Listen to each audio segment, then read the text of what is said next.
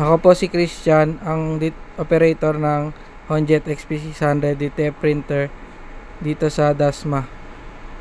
Nagamit po ito ng 7 days na may total output na 18 meters. Ito po ang printer head.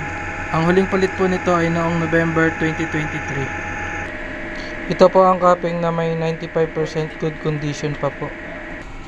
Head clean. Punasan ng wiper after head clean. Nozzle test.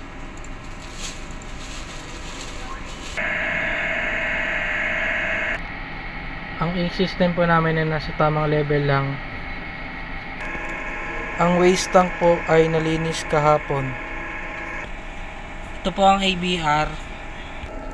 Ito po ang stock ng aming in-use ink. At ito po ang unused.